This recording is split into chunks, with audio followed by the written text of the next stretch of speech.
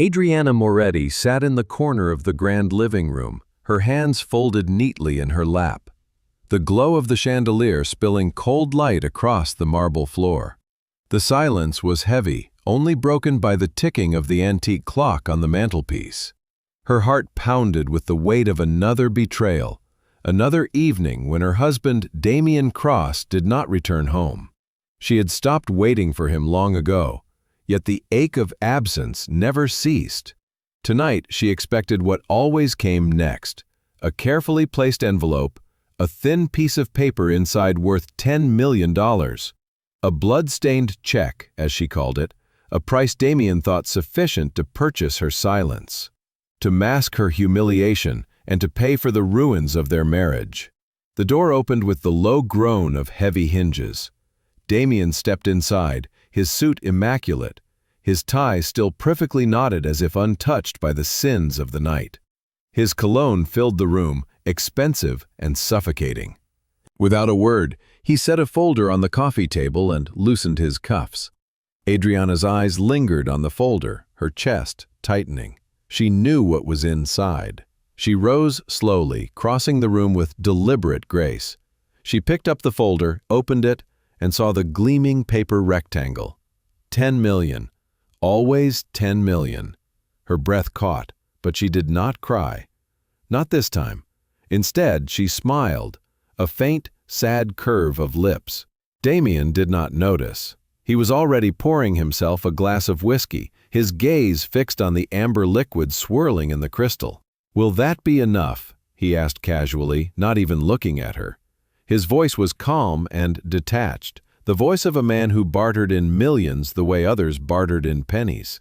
Adriana closed the folder, clutching it against her chest. She whispered so softly it was almost lost in the cavernous room. "It will be enough." But her words were not for him.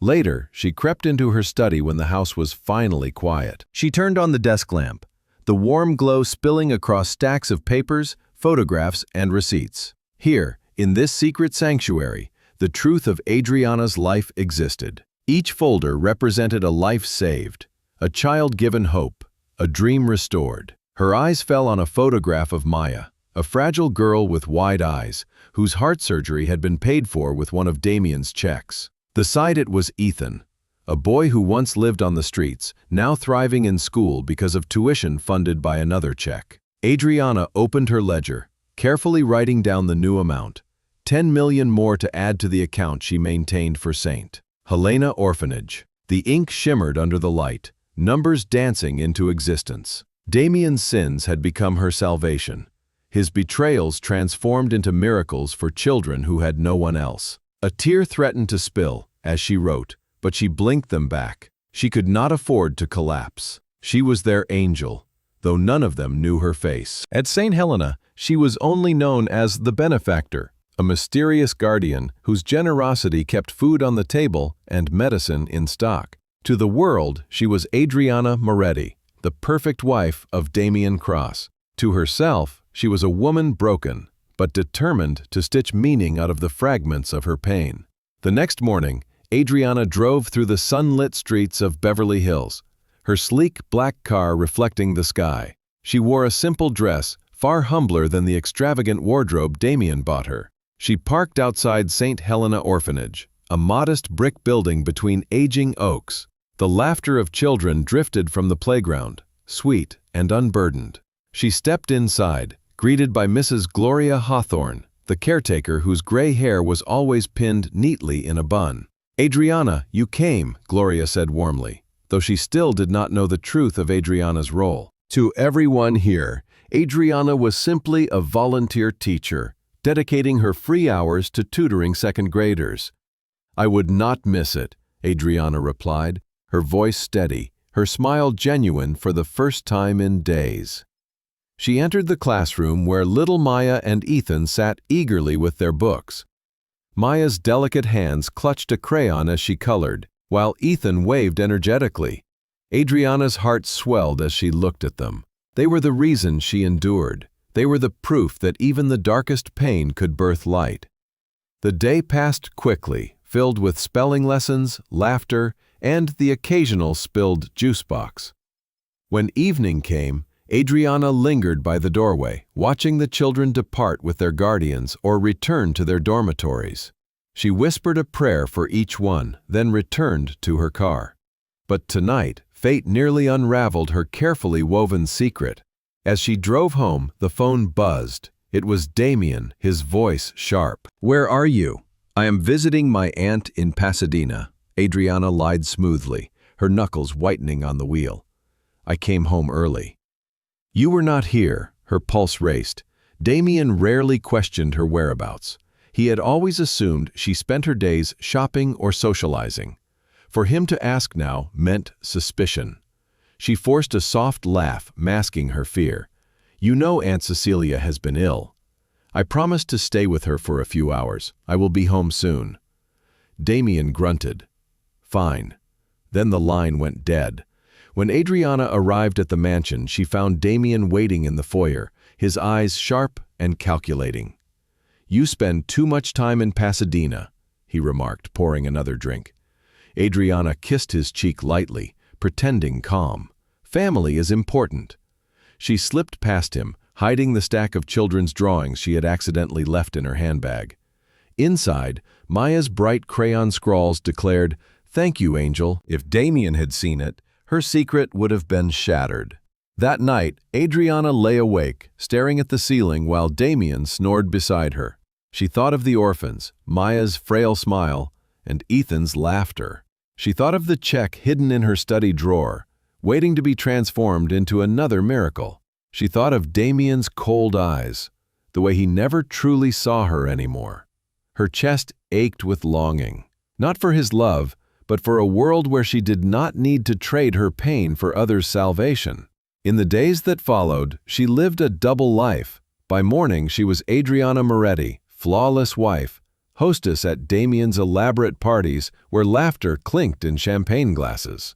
By afternoon, she was the teacher at St. Helena, kneeling beside children with wide eyes, teaching them to write their names, reminding them they mattered. By night, she was the benefactor, signing off checks, arranging shipments of medicine, ensuring no child went hungry. One evening, while Adriana sat alone in her study, she ran her fingers over a small golden locket that once belonged to her mother. Inside was a faded photograph of her parents, smiling warmly. She closed her eyes, imagining their voices telling her she was strong, she was enough. She whispered, "I will not waste this pain. I will make it mean something." She did not hear Damien's footsteps in the hallway. She quickly shoved the ledger into the drawer as he entered, his expression unreadable. He glanced at the desk, then at her. For a moment, she feared he knew, but he only muttered something about a late-night meeting and left again. Adriana's lungs released the breath she had been holding. That night, she allowed herself a single tear, not for Damien, but for the life she once dreamed of, now forever gone.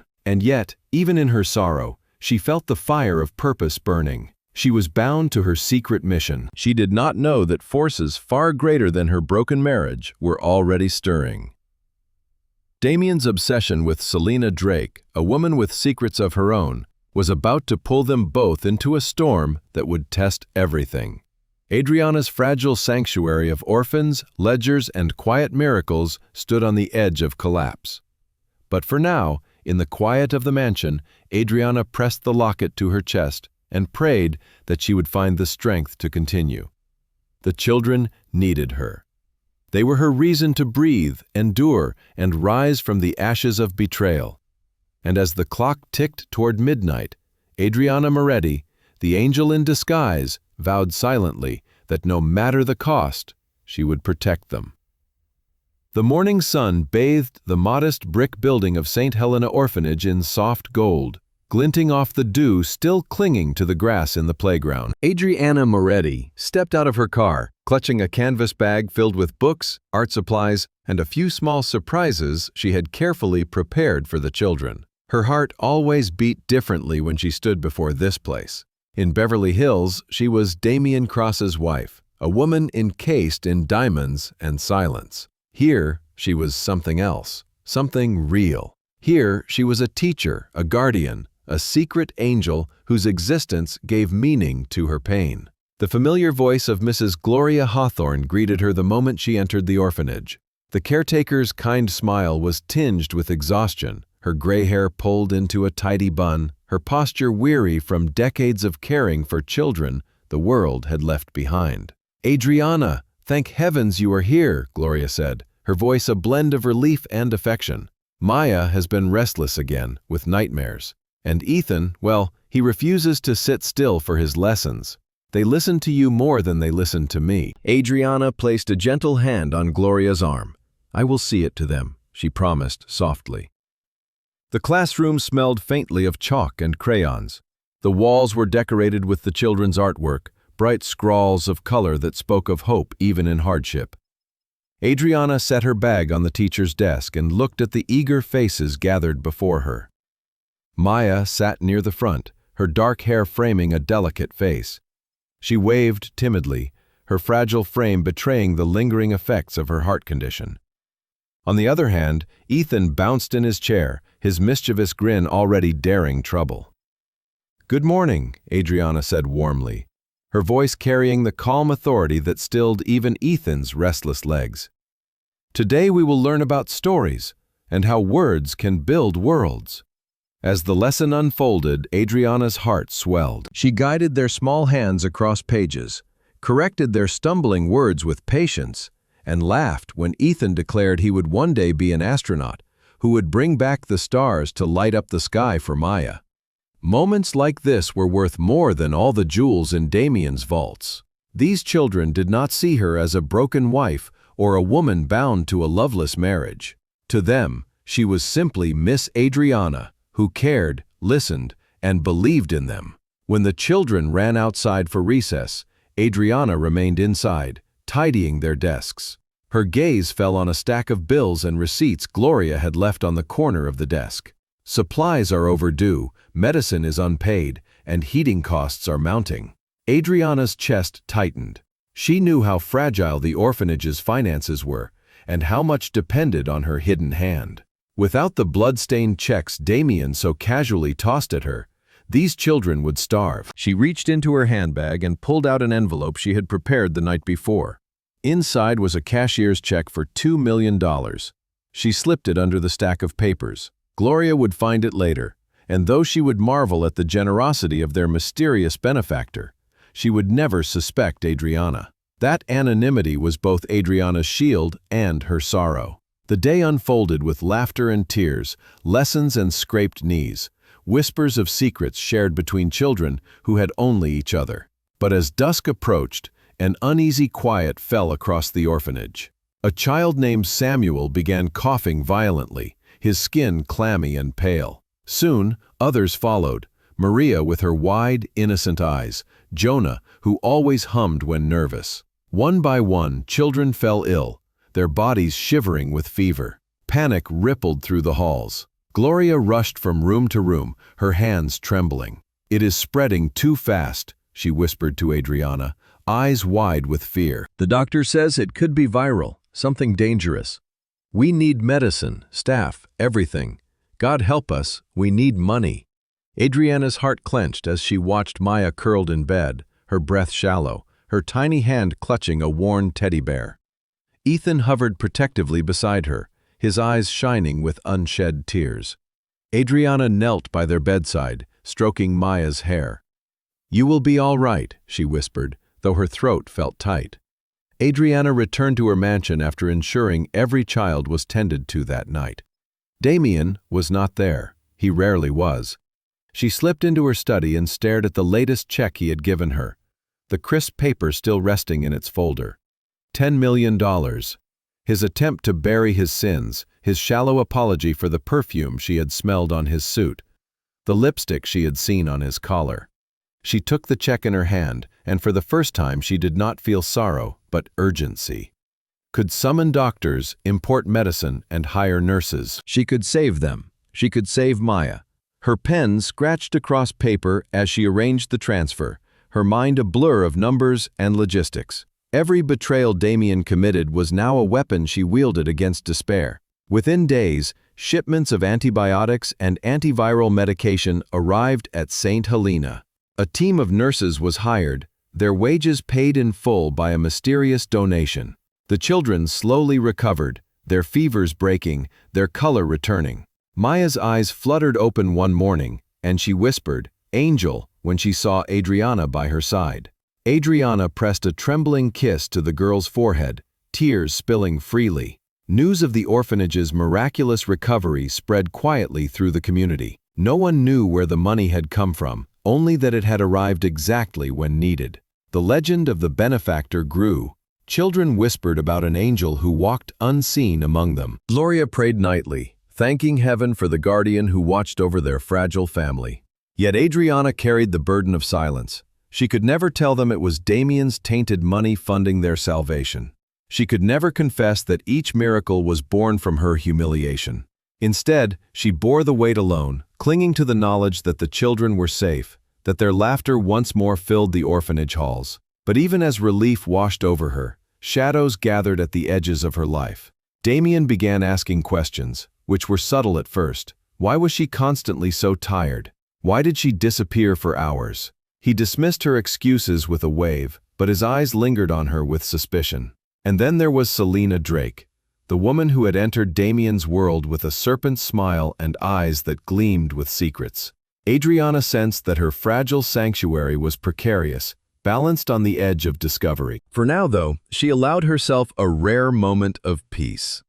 One evening, as she sat in the orphanage garden, Maya and Ethan curled against her sides, the stars glittering above. She closed her eyes and breathed deeply. "Why do you always come here, Miss Adriana?" Ethan asked sleepily, his head on her shoulder. "Because this is where I belong," she answered, her voice steady, though her heart ached. The children dozed against her, their soft breaths mingling with the night air. Adriana gazed at the heavens, clutching the locket at her neck. She whispered a vow only the stars could hear. "I will protect you all, no matter what I must endure, no matter what I must lose." In that moment, she was not Damien's wife, not a broken woman Isabelle Dubois unted by betrayal. She was a guardian, an angel forged in fire, her wings unseen but unyielding.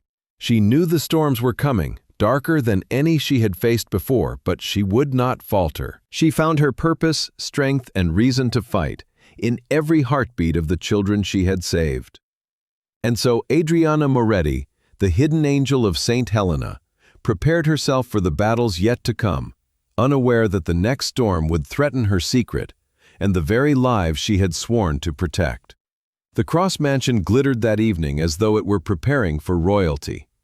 Damien had insisted on a private dinner with select investors, his ambition driving him to outshine every rival in the city.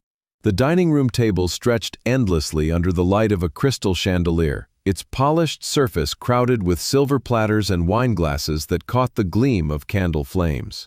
Adriana Moretti sat at her husband's side, her posture flawless, her smile practiced, her soul 1,000 miles away. She had perfected the art of invisibility in plain sight.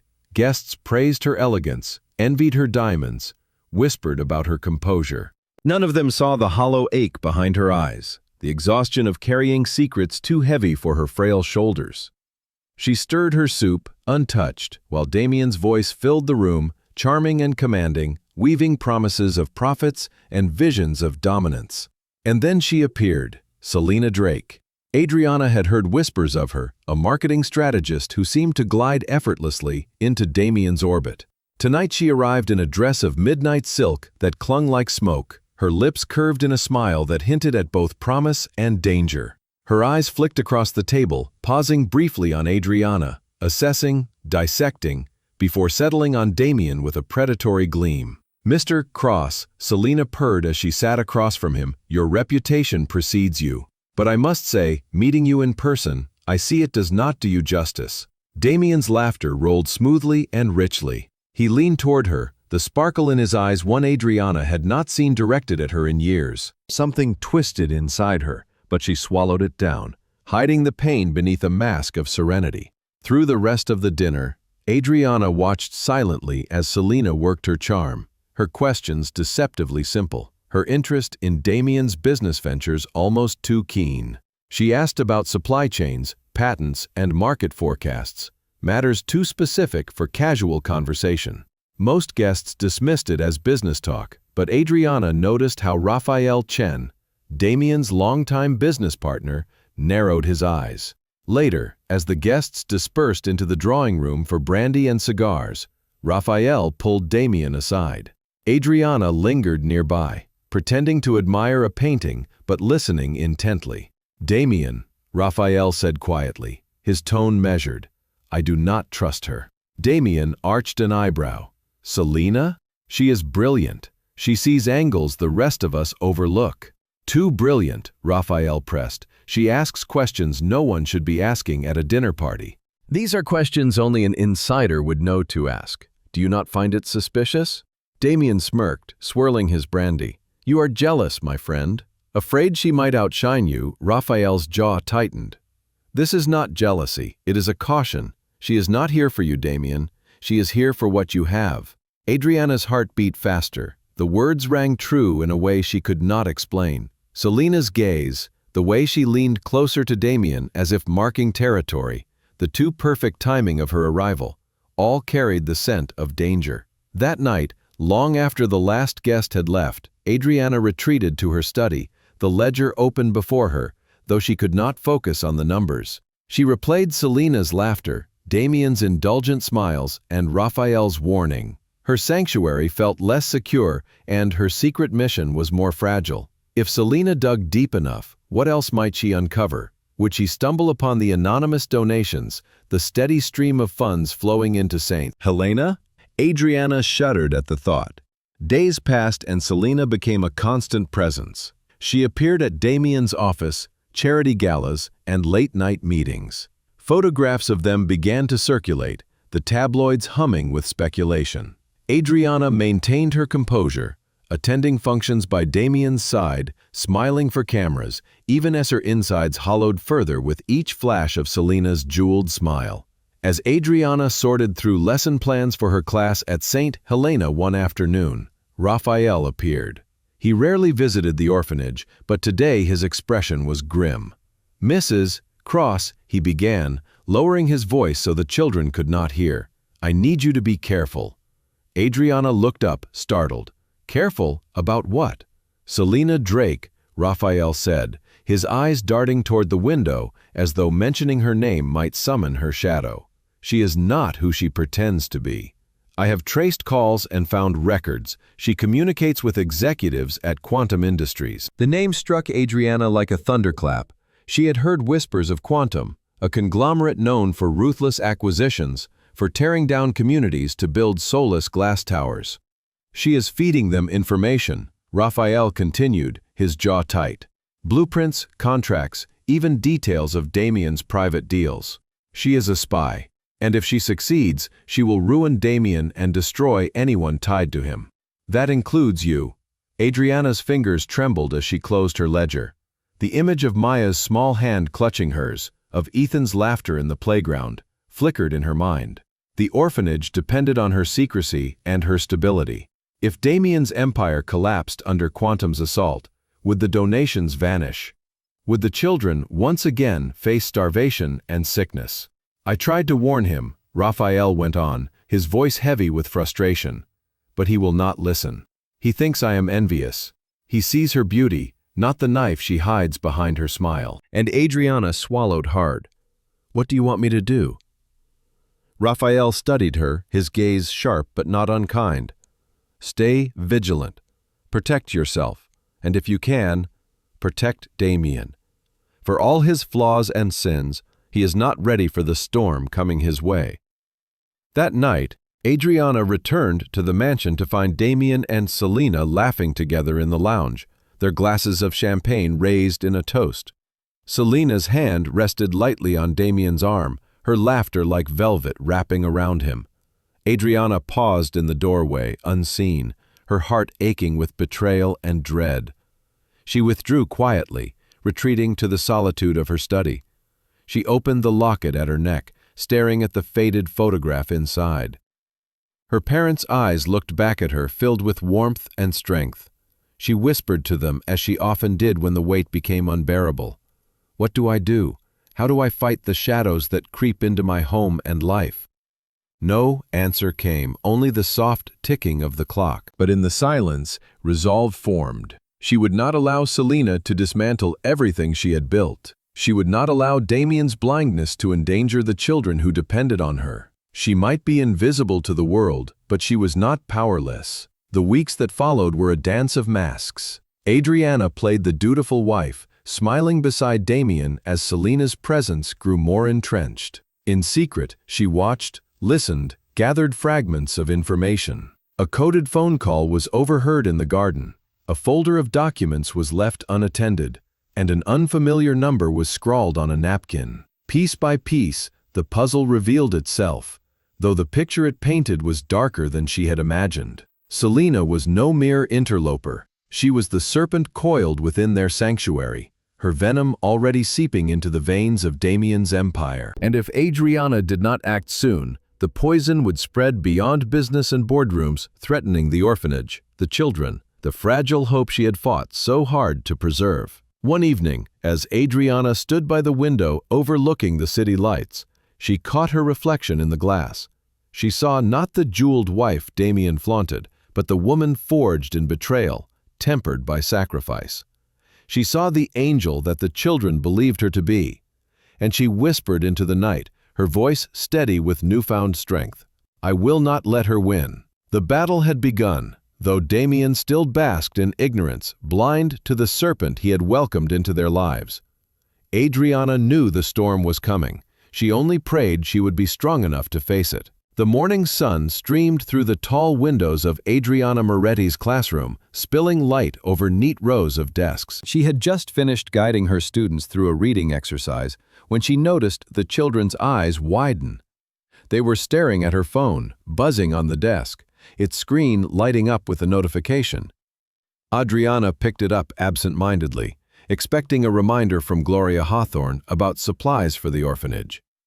Instead, the breath caught in her throat. It was a photograph. Damien, his arm draped around Selena Drake at Malibu Point, where he had once knelt and promised Adriana forever. Selena's smile glistened like a blade, her hand resting on Damien's chest. Around her neck hung the sapphire necklace that had belonged to Adriana's grandmother, the heirloom Damien had given Adriana the night he proposed. Her pulse thundered in her ears. Beneath the photo, a link. With trembling fingers, she opened it. The Los Angeles Herald, a headline blazed. A new power couple, Damien Cross and Selena Drake, announced their strategic alliance. Adriana's vision blurred as she forced herself to keep her composure. 20 children sat watching, their small hands clutching pencils, their faces waiting for guidance. She pressed her palm to her chest, steadying her breath, and managed a thin smile. "Keep reading quietly," she whispered, before excusing herself to the hallway. Her knees weakened as she leaned against the cool wall, staring at the photograph again. The necklace. The necklace that symbolized everything Damien had sworn to honor. Now desecrated and now flaunted on another woman's neck, as though Adriana's life meant nothing. That afternoon she left the orphanage early. She drove home silently, gripping the wheel so tightly her knuckles whitened. When she entered the mansion, Damien was already there, pouring himself a drink in the lounge.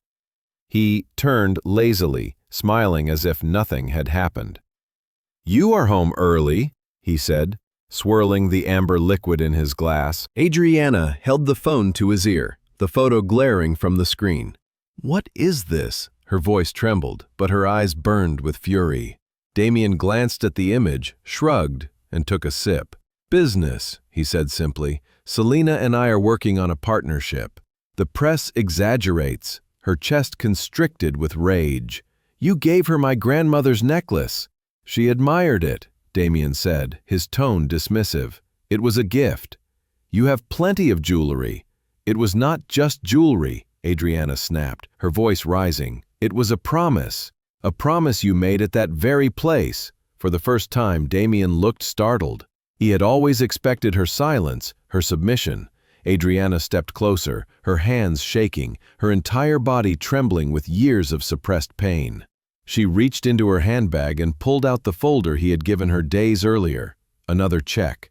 His usual peace offering was $10 million, as though her dignity had a price. She held it up between them, the paper trembling in her grip. "Is this what I am to you?" she demanded, her voice breaking. "A transaction? A balance sheet? Every betrayal another deposit?" Damien's jaw tightened, but he said nothing. Adriana stared at the paper, then tore it in half. The sound of ripping filled the room, sharp and final. She pulled again, shredding it into pieces that fluttered to the floor like fallen leaves. Damien's eyes widened in shock. "I am not for sale," Adriana whispered. "Not anymore." The silence that followed was suffocating. Damien opened his mouth, but no words came. He seemed at a loss for the first time, caught off guard by a woman he had underestimated for too long.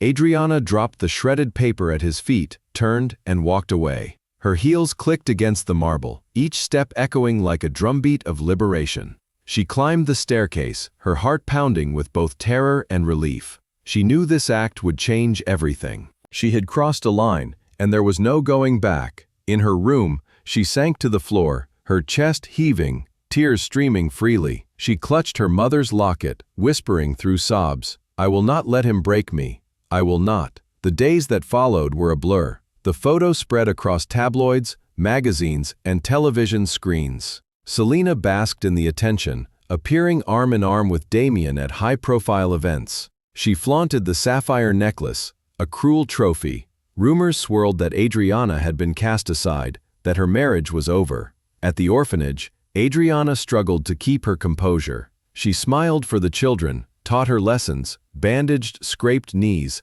and tucked Maya's hair behind her ear. But in quiet moments, she felt the crushing weight of humiliation pressing against her ribs. Still, she found strength in their laughter, in Ethan's mischievous grin, in the way Maria whispered, "Thank you," when medicine arrived. They reminded her she had purpose, even when her personal world lay in ruins. One evening, as she returned to her study, she found Raphael Chen waiting. His face was tense, his expression grim. "I warned him," Raphael said, his voice low. "I told Damien that Selena was dangerous.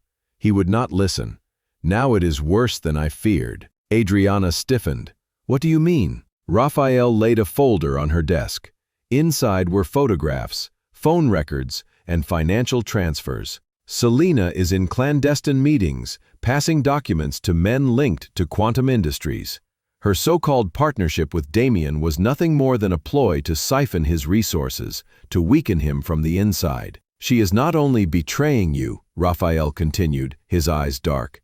"She is betraying him. And she is ruthless. Once she has bled him dry, she will discard him without hesitation. The press is only the beginning." Adriana stared at the evidence, her stomach twisting. "Why tell me this? Why not confront Damien again?" "Because he will not hear me," Raphael said, shaking his head. "But you, maybe you can make him see. Or maybe you can prepare yourself for what is coming. Either way, you need to know. Quantum Industries is circling. And if they succeed, they will not just destroy Damien, they will destroy everything he touches. That includes the orphanage." Adriana's breath caught. The orphanage, her sanctuary, her children. Suddenly, the betrayal felt larger than her marriage, and the sapphire necklace was desecrated on Selena's neck. This was about survival, about protecting the only thing that still gave her life meaning. She closed the folder and met Raphael's gaze.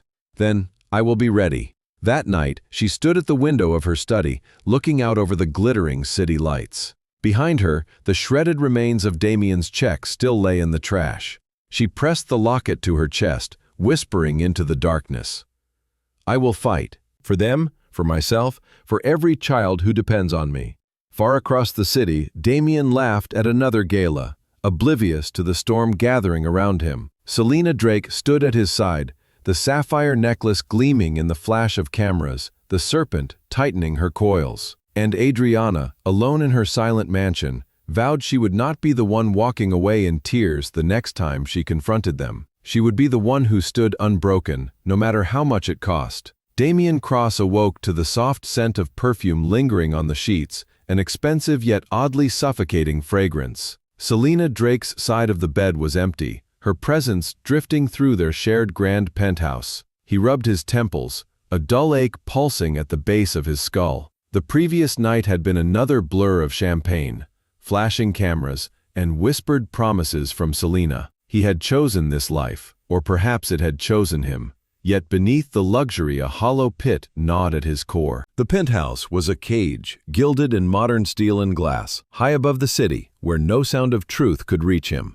Selena glided into the room, her silk robe clinging to her figure, her smile sharp as ever. "You have an early meeting," she said, placing a cup of coffee on the nightstand. Her voice was smooth, her words efficient, like a well-timed machine. Damien accepted the coffee, though it tasted bitter, almost metallic. He studied her as she adjusted her robe, her eyes darting briefly toward the phone. She typed quickly before placing it face down on the dresser. "You have been busy," Damien remarked. Selena's smile did not falter. "Opportunities require attention. If you want to stay ahead, you must be ruthless." He nodded, though unease stirred within him. Once, he might have admired her ambition. Now, he wondered what it concealed. Later that day, Damien entered his office at Cross Enterprises, greeted by the bustling hum of assistants and analysts. Raphael Chen waited for him inside, his expression grim. Files and photographs spread across the conference table, evidence Damien had no desire to confront. "Look at this," Raphael said, tapping a photograph of Selena speaking with two men in a dimly lit restaurant. "They are tied to quantum industries. She is not what she claims." Damien waved him off, irritation bubbling. "You have been relentless about this, Raphael. You think every woman who gets close to me is conspiring against us? You sound paranoid." Raphael's voice rose, edged with desperation. "Damien, open your eyes. She is feeding them everything. Your contracts, patents, and blueprints. If you continue this affair, you are not just betraying Adriana, you are betraying yourself. You are gambling with your empire." Damien slammed a fist against the table, startling the assistants outside. "Enough. I built this company and I do not need your jealousy clouding my judgment. I will handle my personal life as I see fit." Raphael stared at him with pained eyes, then gathered his files. "You will not realize it until she destroys you, and when she does, it may already be too late." He left without another word. Damien sank into his chair, trying to dismiss Raphael's warning, but unease lingered like smoke, and he could not wave it away. That evening, Selena arranged a private dinner for them at a rooftop restaurant overlooking the shimmering skyline. She was radiant, every gesture designed to captivate. Yet Damien's gaze drifted to the waiter's nervous glances, to how Selena's phone lit up repeatedly during their meal. "I was thinking," Selena began, swirling her wine, "we should renegotiate some of your contracts. Certain executives are weak. If you cut them out, you could consolidate power." Damien frowned. "And put who in their place?" She leaned closer, her voice low and persuasive. "People loyal to me, to us. I can ensure absolute control, but you must trust me. Trust." The word echoed in his mind, heavy with irony. Later that night, when Selena fell asleep beside him, Damien slipped out of bed. He picked up her phone from the dresser, his hands trembling. He had never invaded her privacy before, but Raphael's words gnawed at him. The screen lit with messages in a foreign language, names tied to quantum industries, bank transfers that made his blood run cold. His breath caught as he read her words. "He is nearly mine. Soon, the patents will be secured. The fool suspects nothing." Damien's stomach churned. The woman he had flaunted before the world, the woman he had chosen over his wife, was calling him a fool. In the following days, Damien began to watch Selena with new eyes.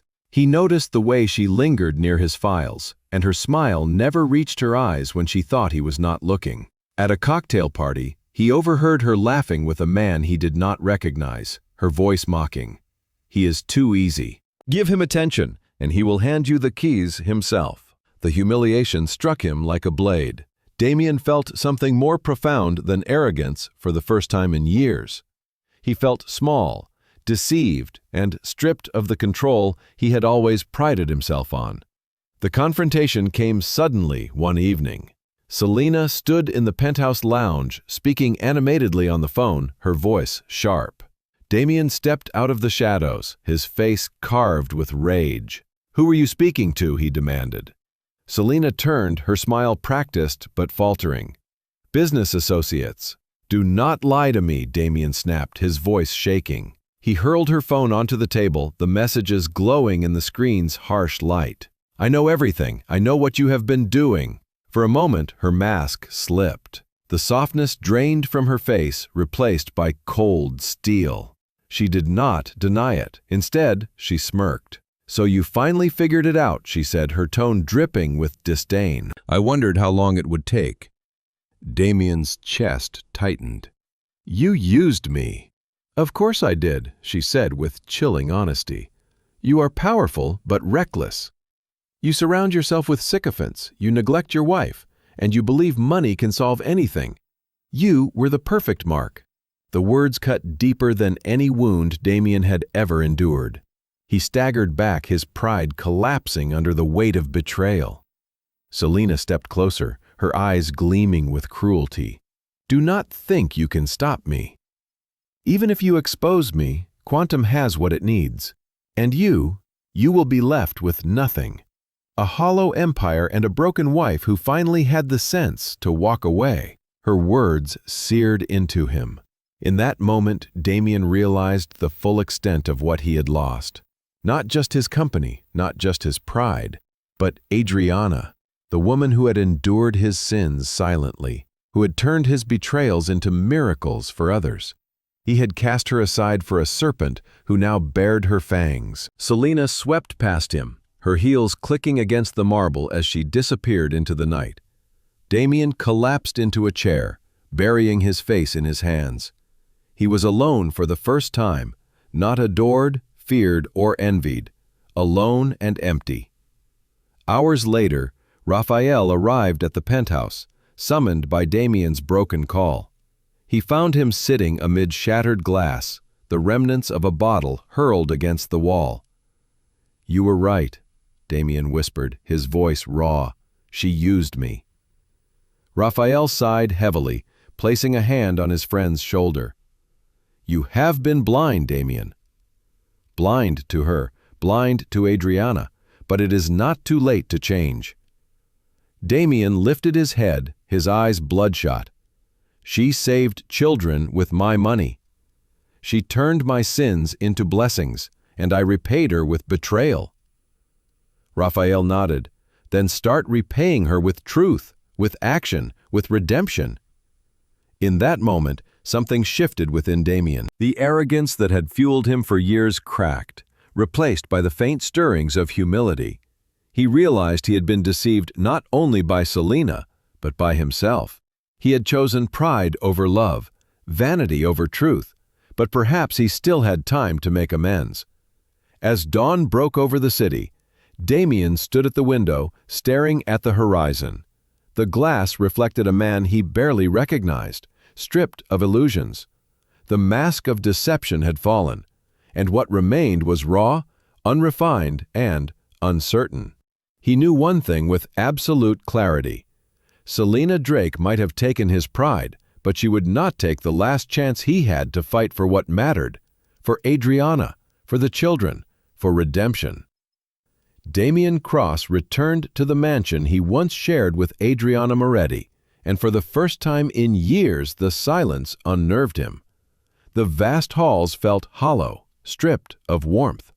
The marble floors reflected his solitary footsteps as though mocking him. He had left behind the gilded cage of the penthouse where Selena Drake once coiled herself around his life, but he had not returned to comfort. He had returned to emptiness. He poured himself a drink, but the taste was sour, metallic, and unfulfilling. No amount of alcohol could numb the sting of betrayal or the corrosive realization that he had become a pawn in Selena's scheme. His pride was gone, his empire was under siege, his marriage was ashes. He sat in the dark for hours, listening to the clock tick, until finally a knock broke the silence. When Damien opened the door, he found Raphael Chen standing there, his expression serious but not unkind. "You look like a ghost," Raphael said, stepping inside. "I feel like one," Damien replied, his voice hoarse. Raphael set a folder on the table. Damien eyed it with dread, knowing what it likely contained: proof, evidence, more reminders of his blindness. "She was never here for you," Raphael said quietly. "She was always working for them. Quantum Industries. Everything you gave her, everything she touched, is now in their hands." "But that is not the worst of it." Damien frowned, bracing himself. What could be worse? Raphael opened the folder. Inside were documents, maps, contracts. Damien's eyes scanned them, and his chest tightened. Quantum's plans were spelled out in brutal clarity. They were not simply after patents and profits. They were targeting communities, centers, sanctuaries, places built for the vulnerable. Among them was St. Helena Orphanage. Damien's breath caught. "No," he whispered. "Yes," Raphael said firmly. "Selena's influence is spreading. She is advising Quantum on which properties to seize. They want the land, the locations, the influence. To them, these centers are obstacles. To you, they are nothing. But to Adriana, they are everything." Damien felt the floor tilt beneath him. Images surged in his mind. Adriana's quiet absences, the envelopes she tucked away, the weariness in her eyes. The questions he never asked, the answers he never wanted to see. Raphael placed another envelope in front of him. Photographs spilled out. Children with bright eyes and fragile smiles, receipts, medical bills, letters of gratitude. And at the center of it all, Adriana's unmistakable handwriting is meticulous and steady. Damien's throat tightened. "She was behind it all," he said, his voice breaking. "The benefactor. It was her." Raphael nodded. $70 million at least. She turned every check you threw at her into salvation for those children. You thought you were buying her silence. She was buying them life. Damien pressed a trembling hand against his forehead. Memories assaulted him. The sight of Adriana slipping away in the evenings, her false excuses about Pasadena, the drawings she had hidden in her handbag. He had been blind, not because she concealed it well, but because he had never bothered to look. "I destroyed her," Damien whispered. "I betrayed her, mocked her, replaced her with a serpent. And she saved them all." Raphael's voice softened. "It is not too late to act. But you must decide if you are willing to fight, not for yourself, your empire, but for her and what she has built in your shadow." Damien closed his eyes, the weight of shame pressing down on him like chains. Yet beneath the shame, a spark flickered, a memory of Adriana's quiet strength, her resilience, her unwavering compassion. He had mistaken her silence for weakness. Now he understood it was the greatest strength he had ever witnessed. That night, Damien sat in his study, staring at the shredded remains of the last check Adriana had torn in half. He pieced them together clumsily, as though restoring the paper could somehow restore what he had destroyed. But the pieces never fit quite right, jagged edges refusing to align. He fell asleep at the desk, haunted by dreams of Adriana's face, children calling her angel, and Selena's mocking laughter. The next morning he drove to St. Helena Orphanage. He parked a discreet distance away, unwilling to intrude but unable to stay away. Through the fence he watched. Children ran across the yard, their laughter ringing like bells. And there she was, Adriana, kneeling beside Maya, fixing a ribbon in her hair, smiling at Ethan, who waved his arms excitedly. Her presence radiated warmth, light, purpose. Damien's chest ached as he realized how little he had known her, how little he had deserved her. She was not just his wife, she was their guardian, their angel, and he had nearly destroyed her sanctuary. He turned to find Raphael standing beside him. "Do you see now?" Raphael asked. "Yes," Damien whispered. "I see everything." But sight alone was not enough. The storm was closing in. Quantum's influence spread like wildfire, and Selena was at its heart. Damien could not erase his betrayals, but he could choose what came next. That evening, Raphael spread more files across the table. Quantum plans to start with Riverside Community Center. From there, they will move against Saint Helena. We have a narrow window to stop them. Damien studied the files, his mind sharpening with the clarity of purpose he had not felt in years. Tell me what I must do. Raphael raised an eyebrow. Are you prepared to risk everything? Your reputation, your fortune, even your freedom? Damien nodded slowly. I lost everything already. This is all that remains worth fighting for. In the days that followed, Damien worked tirelessly beside Raphael. He uncovered networks of shell companies, tracked illicit transfers, mapped out Quantum's operations. Each discovery was another blow to his pride, another reminder of how deeply Selena had infiltrated his world. But with each revelation, his resolve hardened. One night, alone in his study, Damien penned a letter. His handwriting shook, but his words were clear. Adriana, I cannot undo the damage I caused. I cannot erase the nights you wept alone, the humiliations I forced upon you, the love I squandered. But I see you now. I see the angel you are, the miracles you created from my sins. I see the strength I never deserved. If you never forgive me, I will understand. But I will fight for you, for them, for everything you protected. Even if you never look at me again, know that I finally became the man you believed I could be. He sealed the letter, but he did not send it. Not yet. It was not words Adriana needed. It was action. Meanwhile, across the city, Selena Drake sat in a glass-walled office, her smile curling as she reviewed Quantum's progress. Her phone buzzed with a message. Cross is broken. He will not interfere. She laughed softly, unaware that the man she had dismissed as a fool was already preparing to dismantle her empire brick by brick. In the mansion's study, Damien traced his finger over a photograph of Adriana surrounded by children. The echoes of her love reverberated through him, louder than his shame. For the first time, he understood the weight of redemption. It was not a gift to be received. It was a war to be fought.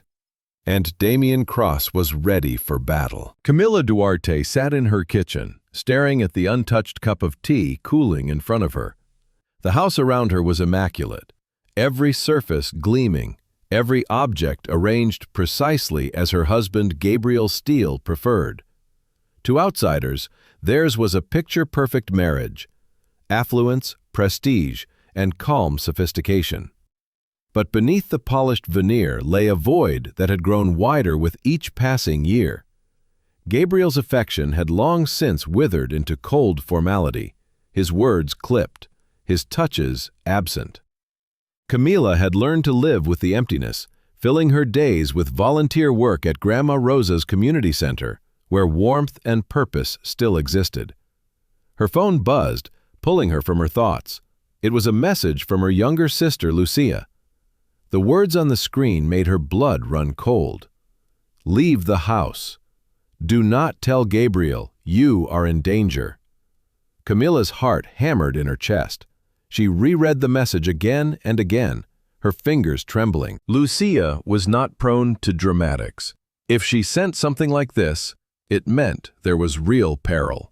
Camilla rose from her chair, nearly knocking over the tea. She moved swiftly, grabbing her handbag and keys, glancing toward the grand staircase to ensure Gabriel was not yet home. Outside, the night air was cool and sharp.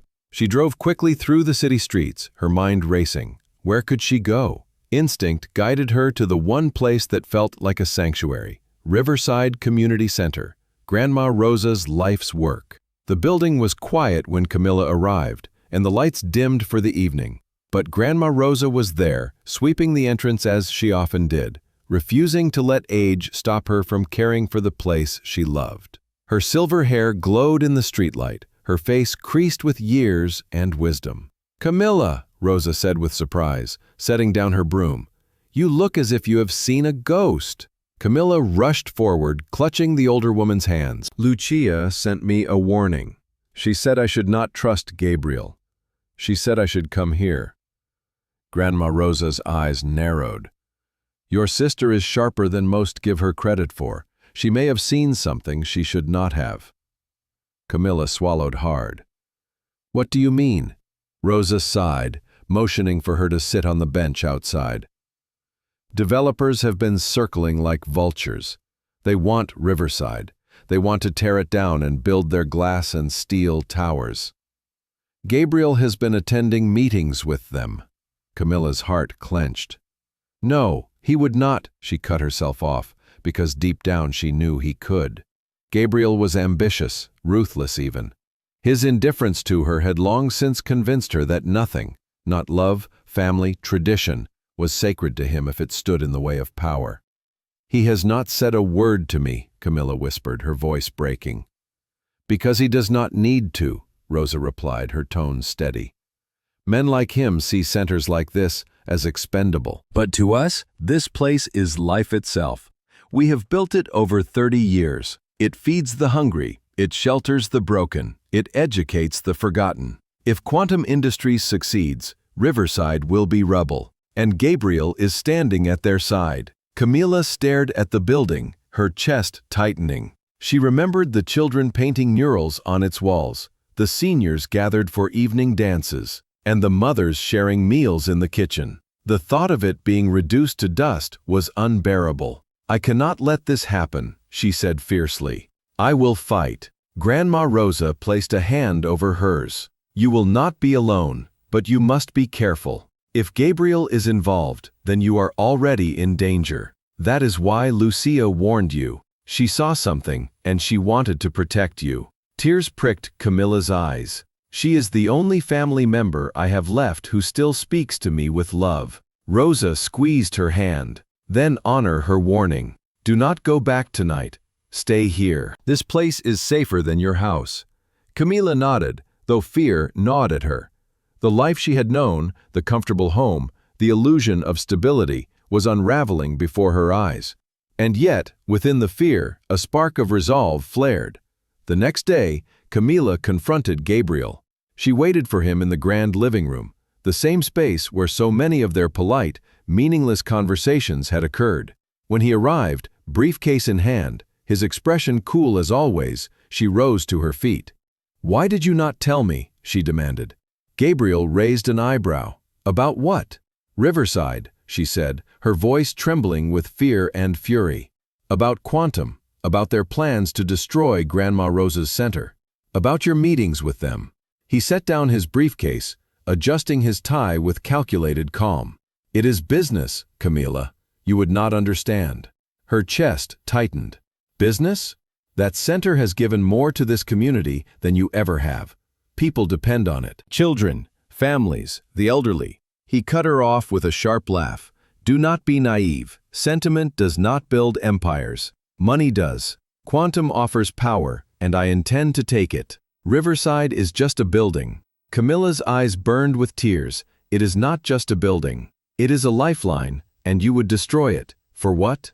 To impress men who already see you as disposable?" His expression hardened. "Careful, Camilla. You are speaking out of turn." "Out of turn?" she echoed, her voice rising. "I am your wife, but perhaps that means nothing to you anymore. Perhaps I am just as disposable as Riverside." Gabriel's silence was answer enough. He turned away, pouring himself a drink, dismissing her with the casual cruelty that had become his hallmark. Camilla stood there, trembling, but inside, something shifted. She had endured his indifference for years, swallowing her pain. But this betrayal of community, purpose, and everything Grandma Rosa had built was the breaking point. That night, Camilla returned to Riverside. She found Grandma Rosa leading a group of volunteers preparing meals for needy families. One place wrapped around her like a blanket.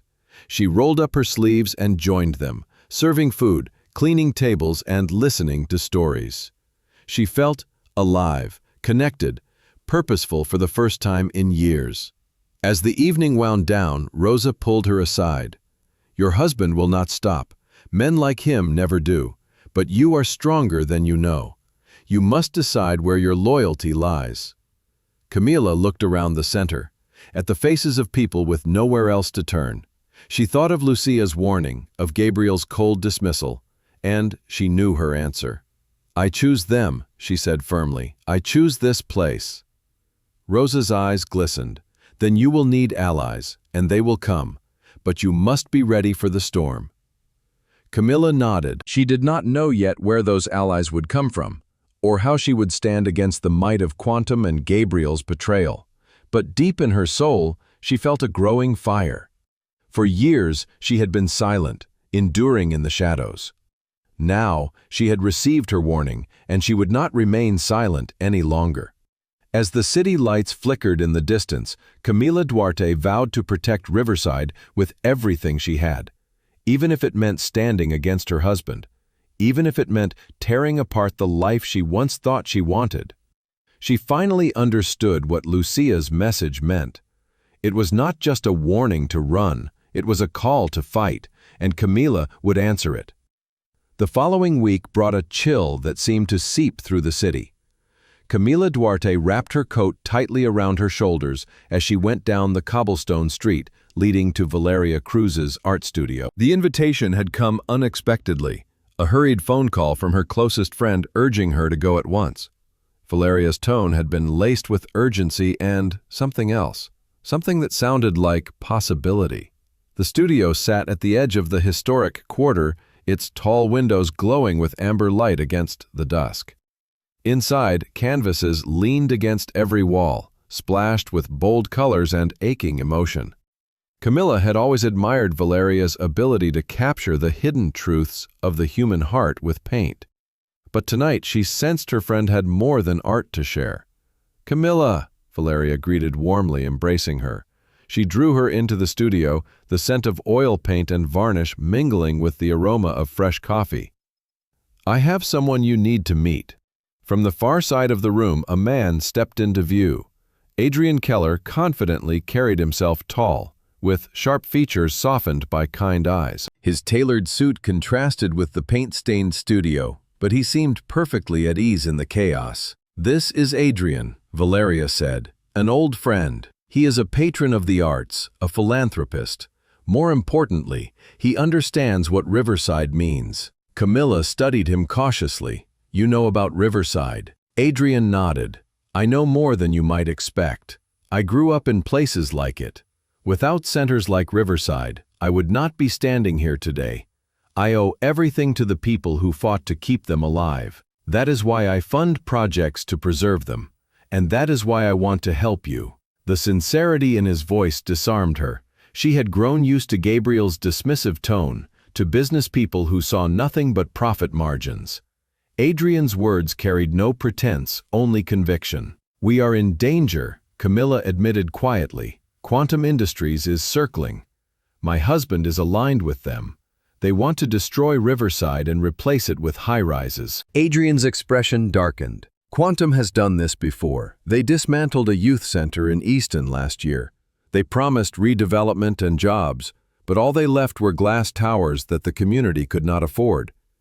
I fought them then, but I lost. I will not lose this time." Valeria poured coffee for them, setting the mugs down between canvases. "I thought of Adrian the moment you told me about Gabriel," she said. "If anyone can help us, it is him." Camilla felt a tremor of hope stir within her. She did not feel entirely alone for the first time since Lucia's warning. That evening stretched long as Adrian laid out ideas. "We need visibility. Quantum thrives in shadows, in backroom deals and quiet demolitions. If we bring Riverside into the public eye, they will not be able to move so easily. An art exhibition, a fundraiser. We will showcase the work of the children, the seniors, and everyone who calls Riverside home. We will make it impossible for the city to ignore what is at stake." Camilla leaned forward, her pulse quickening. "And if they try to smear us?" "Gabriel has influence. He will use it against me." Adrian's gaze held steady. "Then we counter with truth, with voices, with stories. I know people, journalists, activists, community leaders. I can bring them here, but it will require courage, Camilla. They will attack you. They will call you disloyal. They will try to silence you. You must be ready." She thought of Gabriel's cold eyes, of his laugh when she had pleaded for Riverside. She thought of Lucia's warning, of Grandma Rosa's weary determination. And she thought of the children painting murals, of the mothers cooking meals in the center's kitchen. She straightened her spine. I am ready. The days that followed were a whirlwind. Camilla and Adrian met with volunteers at Riverside, organizing committees and planning logistics for the exhibition. Valeria began curating artwork and assembling pieces from her collection and the community. Word spread quickly through the neighborhood, and the once quiet halls of Riverside buzzed with energy. Children rehearsed songs and dances, elders prepared stories to share, and families worked tirelessly to decorate the center. One afternoon, as Camila walked through the main hall, she paused at a mural painted by a group of teenagers. It depicted Riverside as a tree, its roots entwined with faces of the community, its branches stretching toward the sky, heavy with stars. She felt her throat tighten. This was more than art. This was resistance. Adrian joined her, studying the mural with quiet reverence. This is what quantum can never understand, he said. They see land. We see life. Their eyes met, and for a moment, Camila felt an unfamiliar warmth. It startled her, a flicker of something she had not allowed herself to think in years.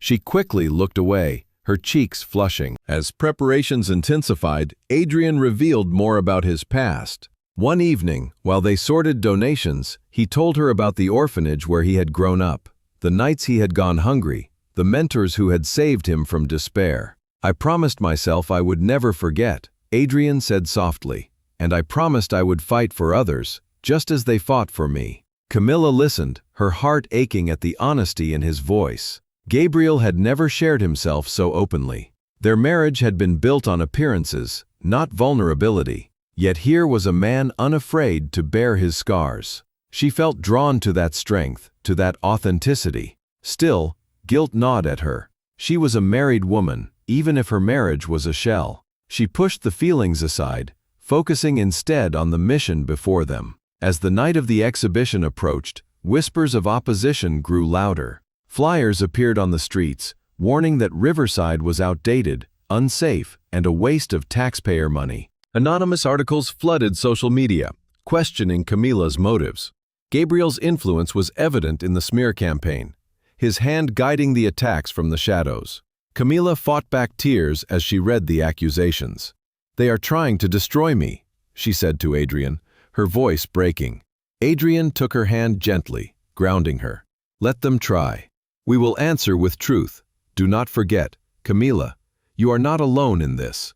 They may have power, but we have people, and people can be stronger than empires. On the night of the exhibition, Riverside was transformed. Lights strung across the entrance cast a warm glow. The halls brimmed with art, photographs, and testimonies of lives touched by the center. Crowds filled the rooms, journalists snapping photos, community leaders mingling with families.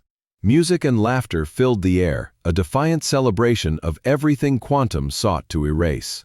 Camila stood at the entrance, her heart pounding as she welcomed guests. She saw Grandma Rosa beaming proudly, Valeria directing volunteers, Adrian moving gracefully through the crowd, speaking to reporters. She felt alive, powerful, purposeful, for the first time in years. This was not just about saving a building, it was about saving hope itself. As she watched children perform a dance they had rehearsed for weeks, Camilla caught Adrian's eye across the room. He nodded, his smile reassuring. And amid the light and music, she felt the flicker of hope grow stronger in that fleeting moment. But she also knew the battle was far from over. Quantum and Gabriel would not stand idly by. Their retaliation would be swift, ruthless, and public. Still, for tonight, Camilla allowed herself to believe that with Adrian by her side, with the community united, with courage burning in her chest, Riverside might be saved. And perhaps, just perhaps, she might discover a new kind of love, one forged not in silence and obedience, but in shared purpose and unwavering truth. The night after the exhibition, Camila Duarte sat alone in the quiet halls of Riverside Community Center. The echoes of laughter and music had faded into silence. replaced by the hum of fluorescent lights and the faint rustle of cleaning staff tidying up. She pressed her hands together, still feeling the crowd's warmth and hearing the applause of the audience, who had celebrated their community's resilience. It had been a triumph, but she knew it was only the beginning. The doors creaked open, and Adrian Keller entered, his coat draped over one arm, his expression solemn. He had just returned from a meeting with journalists who had attended the event. And though their coverage was overwhelmingly favorable, Adrian's face betrayed unease. "We bought ourselves time," he said, pulling a chair beside her. "But Quantum is already moving. They will not back down. They never do." Camilla clasped her hands tighter. What will they try next? Adrian hesitated before answering. Smear campaigns, legal loopholes, and if that fails, intimidation. As if on cue, the heavy wooden doors opened again. This time, it was Raphael Chen. His arrival startled Camilla. She had seen him only once before at a fundraiser years ago, standing beside Damien Cross. Now, his eyes were urgently sharp, and he carried a briefcase that looked like it held the world's weight. "Camilla, Adrian," Raphael greeted, his voice low and deliberate. "We do not have much time. I have something you need to see." He placed the briefcase on the table, opened it, and pulled out a thick stack of documents. Contracts, bank records, surveillance photos. Camilla leaned in, her heart thundering. "These are from months of investigation," Raphael explained. "Quantum Industries has been infiltrating companies across the city, targeting vulnerable communities, laundering money through shell corporations. But the mastermind behind this particular operation, the one targeting Riverside and St. Helena Orphanage, is Selena Drake." Camilla gasped, her hand flying to her mouth. The name was familiar even to her. The tabloids had been saturated with images of Selena at Damien's side, flaunting jewels and smiling for cameras. Adrian's expression hardened. "I suspected her, but to see it confirmed." Raphael nodded grimly. "She is not merely a mistress playing at influence. She is the architect. Every deal, every acquisition, every smear campaign, she orchestrated them. Damien was her entry point. Quantum gave her the platform. Together, they are tearing apart communities, piece by piece." Camilla's thoughts spun. "And Gabriel, my husband?" Raphael flipped to another document. "Selena leveraged him. He was vulnerable to promises of power. She tied him to contracts so deep that if Quantum falls, he falls with them. He is a pawn, but a dangerous one, because he believes he is a player." Camilla's stomach turned. She had suspected Gabriel, but seeing the evidence laid bare ignited both fury and sorrow. She had married a man who valued glass towers over human lives, and now he was complicit in an empire of destruction. Raphael pushed forward another file. "Damien knows now. He has seen the truth. He is working with me to dismantle what remains of her influence. He wants to make amends." Camilla blinked in shock. Damien Cross. After everything, Adrian's jaw tightened. He has much to atone for, but if his power and resources can be turned against Selena and Quantum, we cannot ignore him. The room fell silent as Camilla processed it all. Then Grandma Rosa entered, her cane tapping softly against the tiled floor. Though her movements were slow, her presence carried the weight of authority. She looked at the documents and faces gathered around the table and nodded knowingly. "I told you the storm was coming," she said softly. "And now the clouds are here. But storms can be weathered if we stand together." Her words steadied Camilla. She straightened her shoulders, feeling a surge of resolve. "We cannot let her win," Camilla declared. "Not Selena, not Quantum, not Gabriel. Riverside is not for sale. Neither is St. Helena. We must expose her, publicly. If the city sees her for what she is, they cannot ignore us." Raphael gave a small smile. "That is exactly what Damien and I intend. We have the evidence, but it will take courage because Selena will not go quietly. She will fight tooth and nail, and she will not hesitate to drag all of us into the mud." Adrian leaned closer, his voice steady. "Then we fight harder. We will shine a bright light that her shadows cannot survive." The following days became a blur of planning. Raphael coordinated with investigators. Adrian reached out to sympathetic journalists, and Camilla worked tirelessly to gather testimonies from families Riverside had saved.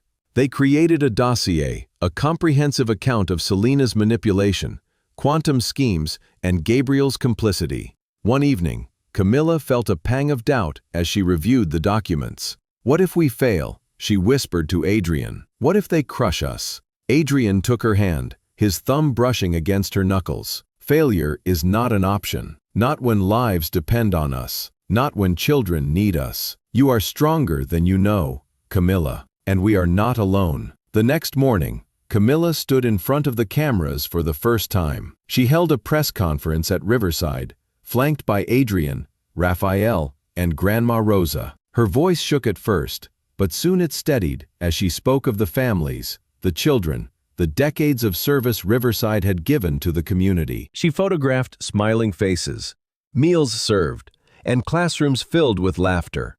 Then she revealed the evidence of Quantum's corruption, the contracts, the schemes, the lies. The press erupted in questions, flashes of cameras capturing her determination. And, though fear clawed at her, Camilla felt an unfamiliar strength rise. Selena Drake appeared on the evening news as the city reeled from the revelations. Draped in elegance, her voice calm and controlled, she dismissed the accusations as baseless slander from desperate people clinging to crumbling institutions. She smiled into the camera, her eyes gleaming with venom, and declared that Quantum's vision was the future. Camilla watched from Riverside, her fists clenched. Selena was already moving to spin the narrative, using her charm to deceive the public. But now Camilla understood something crucial. The fight was no longer in the shadows. It was out in the open, where everyone could see. Later that evening, Damien himself arrived at Riverside. The children whispered nervously, recognizing his face from the tabloids. Adriana avoided him at first, staying near the back of the hall. But Camilla stepped forward. "Why are you here?" she asked cautiously. Damien's face was weary, his eyes shadowed with regret. "Because I owe her," he said quietly, glancing toward Adriana. "And because I owe them," he gestured toward the children. "Selena used me. I let her, but I will not let her use me again. I am ready to testify." Raphael placed a reassuring hand on his shoulder. "Then we move forward." The alliance was fragile, built on shaky trust and heavier wounds, but it was real. They had all the pieces for the first time: evidence, allies, and the will to fight. As Camilla stood beside Adrian, Raphael, Grandma Rosa, and even Damien, she realized the truth of Rosa's words. The storm had come, but they were no longer standing alone. And in the heart of that storm, Selena Drake's mask was beginning to slip. The battle for Riverside, St. Helena, and the soul of the community itself had truly begun. The courthouse loomed tall against the gray morning sky, its stone pillars casting long shadows across the plaza. Crowds had already gathered, their voices humming with anticipation. Journalists clustered at the steps, microphones ready, cameras flashing as cars pulled into the secured lot. The case of Camilla Duarte against Gabriel Steele had become more than a divorce trial. It had become the stage on which the truth about Quantum Industries and Selena Drake would shatter or prevail. Inside, the atmosphere was taut, charged with tension. Camilla sat at the plaintiff's table, her hands clasped tightly in her lap, her face pale but resolute. Adrian Keller sat behind her, his presence a steady anchor, offered quiet encouragement to her left, her wrinkled hand resting gently on Camilla's arm. Across the aisle, Gabriel sat in his tailored suit, his jaw clenched, his expression calm but cold. Beside him, Selena Drake whispered into the ear of Claudia King, the journalist turned media manipulator who had orchestrated the smear campaigns against Camilla. The judge entered, calling the court to order. The first proceedings focused on the divorce itself. Gabriel's lawyers attempted to paint Camilla as reckless, claiming she had used Riverside for personal gain and engaged in impropriety with Adrian Keller. Photos had been doctored, headlines manipulated, stories planted to cast her in the worst possible light. Each accusation was met with gasps from the gallery, the crowd hungry for scandal. Camilla held her breath, forcing herself to remain calm. Her lawyer countered firmly, presenting evidence of the donations, the programs, and the families helped by Riverside. Witnesses testified one after another, mothers, children, volunteers, all speaking to the lifeline the community center had become. Tears flowed freely from the gallery as their stories painted a vivid picture of hope and resilience. However, the real turning point came when Raphael Chen was called to the stand. He walked with measured steps, his briefcase in hand, his face solemn. He opened his folder and began to speak, his voice steady, his words deliberate. "I was a partner in Cross Enterprises," Raphael began. "I watched as Quantum Industries infiltrated our networks. I watched as Selena Drake manipulated Damian Cross and used him to siphon confidential information. And I watched as she extended her influence to Gabriel Steele, binding him to contracts designed not to build, but to destroy." He laid out the documents individually, financial records, phone transcripts, surveillance photos. The courtroom murmured with each revelation, the puzzle pieces snapping into place. Selena's composure faltered for the first time. She crossed her legs, her smile thinning, her eyes narrowing into slits. Gabriel leaned forward, his fists clenched, as though he could will Raphael into silence. But Raphael was not alone. He had allies. The next witness to be called was Damian Cross. The gallery erupted in whispers at his name. He entered in a dark suit, his face pale, his demeanor subdued. He took the stand, his eyes flickering briefly toward Adriana, who sat silently at the back of the courtroom. "I was blind," Damian admitted, his voice low but carrying through the chamber. "I believed Selena's lies. I believed she cared for me and wanted to build something with me. Instead, she used me. She took my company's secrets and sold them to Quantum. She mocked me while she did it. And in my arrogance, I betrayed the one person who ever truly cared for me, my wife." His voice cracked on the last words. Adriana's eyes glistened, though she kept her expression unreadable. Damian continued, his testimony damning. "Selena is not a strategist. She is a saboteur. She does not build, she dismantles. She does not empower, she enslaves." And Gabriel Steele stood willingly at her side. The courtroom buzzed with outrage. The judge banged the gavel to restore order. Selena rose suddenly, demanding to speak. Her lawyer objected, but the judge allowed her to take the stand. She walked with measured grace, her heels clicking like knives against the floor. "I have done nothing illegal," she declared, her voice smooth and confident. "These accusations are the cries of desperate people trying to cling to failing institutions. Riverside is outdated. St. Helena Orphanage is a relic. Progress demands sacrifice. I am not a villain, I am a visionary." Her words rang with conviction, but the gallery hissed with disapproval. People whispered of greed, of cruelty. Her mask was slipping, and the world was watching. Finally, Camilla was called to testify. She strolled to the stand, her heart pounding, but she found her courage as she faced the room. "My husband would have you believe I am unfaithful, that I have exploited Riverside. The truth is the opposite. I gave my life to that center. I gave my time, my strength, my love. And when Quantum came for it, I fought because I knew what it meant. Not just to me, but to every child who has eaten there, every family who has found shelter there, every soul who has danced in its halls. Riverside is not just bricks and mortar. It is hope, and hope is worth fighting for." The gallery erupted in applause before the judge silenced them. Camilla's voice had struck a chord, cutting through the lies, exposing the truth. As the trial stretched into the afternoon, the defense grew weaker. Claudia King attempted to salvage their narrative, but her credibility crumbled when confronted with evidence of payments she had accepted from Quantum. Gabriel's fury mounted, his mask of composure cracking. Selena, once radiant, now looked cornered, her eyes darting as if searching for an escape. Then Grandma Rosa was called to the stand. She leaned heavily on her cane but held her head high. Her voice was soft but powerful, filled with decades of lived truth. "I have watched this community grow," she said. "I have seen children come here hungry, and leave with full bellies. I have seen young people discover talents, mothers find support, and elders find dignity. Riverside is not perfect, but it is alive, and those who seek to destroy it for profit are not visionaries. They are thieves. They steal not only land, but futures. They steal hope, and that is a crime greater than any legal document can measure. Her words brought tears to many in the gallery. Even the judge seemed moved. By the time closing statements arrived, the tide had turned. Raphael's evidence, Damien's confession, Camilla's testimony, and Rosa's wisdom all had woven together a story the court could not ignore. Gabriel's lawyers scrambled.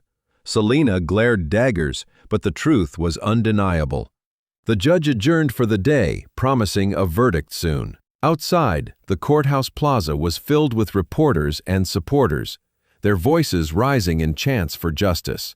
Camilla stepped into the crowd, Adrian at her side, Raphael close behind. She was exhausted, but in her exhaustion, she felt strength. For the first time, she believed they could win. As she returned to Riverside that night, the community greeted her with cheers and embraces. Children hugged her waist, elders kissed her cheeks, and families thanked her with tears in their eyes. She looked around at the faces illuminated by the warm lights of the center and felt a swell of pride. The battle was not over. Quantum still had resources, Selena had claws, and Gabriel had ambition. But today had been a victory. Today, the shadows had been dragged into the light. And tomorrow, Camilla vowed she would keep fighting until the last shadow fell. The courthouse was packed to capacity on the morning of the verdict. Reporters filled every bench, their pens and cameras ready to capture history. Families from Riverside lined the back rows, their anxious faces reflecting hope and fear. The tension in the air was so thick that even the creak of a wooden bench seemed deafening. Camilla Duarte sat at the front, her lawyer beside her, her body stiff with anticipation. Adrian Keller was directly behind her, his steady presence a silent reassurance. Grandma Rosa also sat close, her hands folded tightly around her cane, her lips moving in silent prayer. Across the aisle, Gabriel Steele sat rigidly, his face pale and his jaw clenched. Selena Drake was beside him, perfectly composed on the surface, but her eyes glittered with suppressed rage. The judge entered, and the courtroom rose. When everyone sat, silence descended, broken only by the judge's measured voice. This court has heard extensive testimony. We have seen documents, contracts, and financial records. We have heard from witnesses who spoke not only of business but of community, of families, of children whose lives were directly impacted by the decisions made by these defendants. Today, we render our judgment. Camilla held her breath as the gavel struck once. In Duarte versus Steele, this court favors the plaintiff. Camilla Duarte is granted dissolution of marriage on the grounds of betrayal and misconduct. Assets will be divided equitably, ensuring protection for Riverside Community Center and associated funds. Gasps rippled through the room. Gabriel's face drained of color, his fists tightening until his knuckles whitened. Camilla blinked back tears, her lips parting as the weight of years of silence, dismissal, and cold indifference lifted. But the judge was not finished. In Quantum Industries, this court acknowledges significant evidence of unethical and illegal conduct. Testimony from Raphael Chen and Damien Cross has revealed conspiracy, fraud, and sabotage.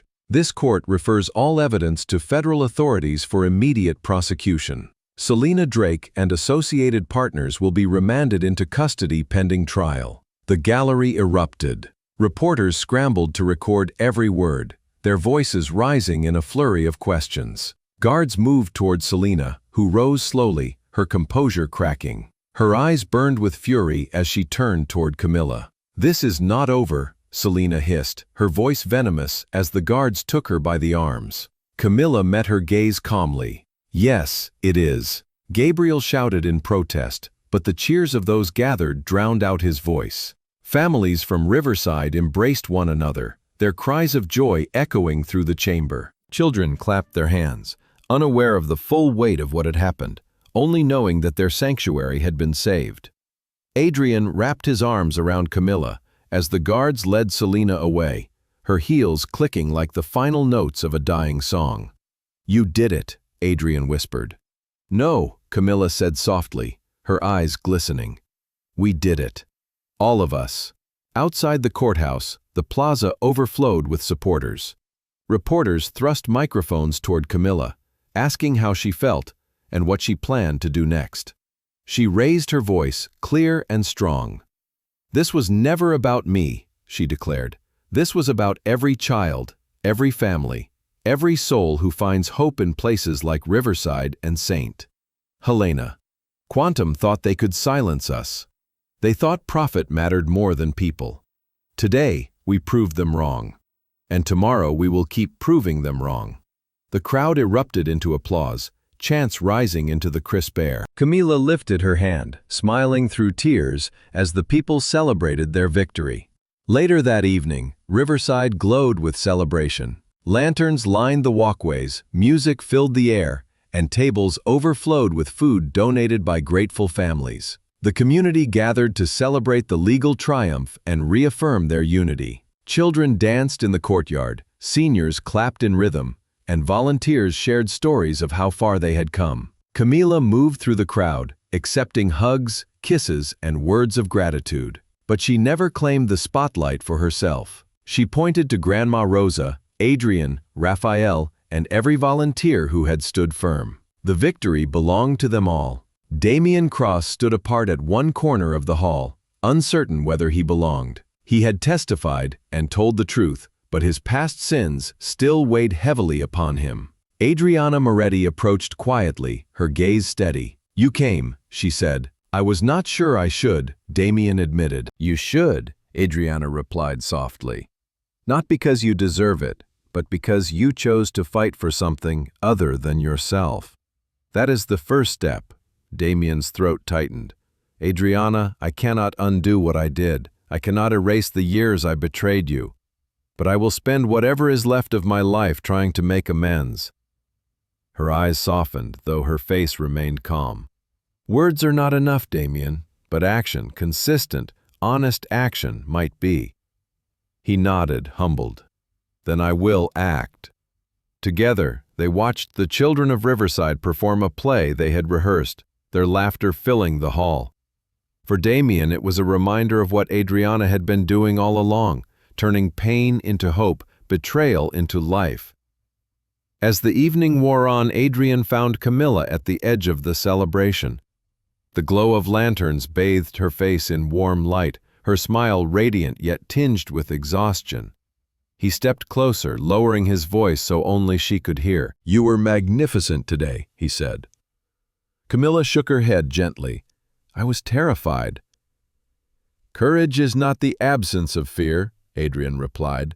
"It is standing tall despite it. And you, Camilla Duarte, are the bravest woman I have ever known." Her eyes shimmered as she met his gaze. "I could not have done it without you." He smiled. "Then perhaps we will keep doing it." In that moment, something unspoken passed between them, a promise born not of desperation but of shared purpose. The celebration continued deep into the night, but beneath the joy was the quiet understanding that this was only the beginning. Quantum's power had been wounded but not destroyed. The legal battles ahead would be long and grueling, yet the foundation had been laid and the tide had turned. As the lanterns flickered against the dark sky, Camilla lifted her glass, surrounded by friends, family, and allies. "To Riverside," she said. "To St. Helena. To every place that keeps hope alive." The crowd echoed her words, raising their glasses high. And in that moment, as laughter and music filled the night, justice truly felt real in the court's verdict and the hearts of the people who had fought for it and won. The shadows had been dragged into the light, and though more battles awaited, Camilla knew with absolute certainty that they would never fight alone again. There, morning after the verdict, the city awoke with a different rhythm. Headlines splashed across every newspaper, screens buzzed with breaking news banners, and conversations in cafes and offices revolved around the same names: Camilla Duarte, Riverside Community Center, Quantum Industries, and Selena Drake. The story gripped the entire city, not just because of the scandalous details of betrayal and greed, but because it became a mirror reflecting the clash between corruption and compassion, between profit and people. Camilla stood at the window of her modest apartment above Riverside, watching the streets below fill with life. Children in brightly colored jackets ran to school, parents exchanged greetings, and volunteers carried food boxes into the center. She felt optimism rising around her like a tide for the first time in years. She pressed her palm against the glass and closed her eyes, whispering a prayer of gratitude. Behind her, Grandma Rosa shuffled in, leaning on her cane but smiling with renewed vigor. "You see, Querida," she said softly, "hope spreads faster than fear when people finally believe in it." Camilla turned and embraced her, the scent of lavender clinging to the older woman's clothes. "We are not finished yet," Camilla replied. "Quantum is wounded, but not gone. They will try again." Rosa nodded, her eyes glinting. "Then we must be ready. This is only the beginning of the fight."